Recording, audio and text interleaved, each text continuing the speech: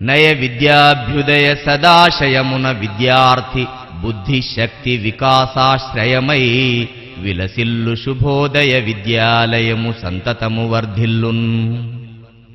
విద్యార్థులలో స్వాభావికంగా ఎదుగుతున్న రుజువైన సహజాతాలకు మెరుగుపెడుతూ సంస్కార బీజాలను అంకురింపజేస్తూ భవిష్యత్ సమాజానికి ఉత్తమ పౌరుల్ని అందించే గురుతరమైన బాధ్యత ఉపాధ్యాయుల మీదే ఉంది. అందుచేత తామెంత నేర్చామన్నది కాక తమ వద్ద నేర్చేవారెంత నేర్చారన్నదే ఉపాధ్యాయులకు నిజమైన గీటురాయి. నాగరిక సమాజాభివృద్ధికి శాస్త్రాధ్యయనం ఒక ఎత్తు కాగా శీల నిర్మాణం మరో ఎత్తు.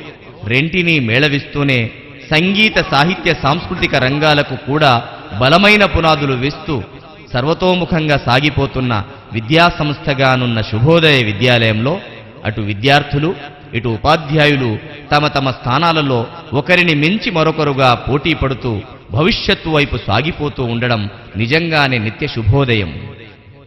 బడులనంగ దేశ భాగ్య వృద్ధికి పెట్టుబడులు, ప్రజల నైక్యపరుచు పలుకుబడులు, నయ వివేక బలయశంబుల నిచ్చుబడులు, జగతి నేలుబడులు కాదే అని శ్రీ వెంకట పార్వతీశ్వర కవులన్నట్లు బడి అనే మడిలో విద్యార్థులనే నారు వేసి విజ్ఞానమనే నీరు పోసి అజ్ఞానమనే కలుపు తీసి భావి భారత భాగ్యరాశుల్ని పండించి భరతమాత గుండె గరిసెలు నింపుతున్న ఎన్నో పాఠశాలల్లో శుభోదయ విద్యాలయం ప్రత్యేకతను సంతరించుకున్నది.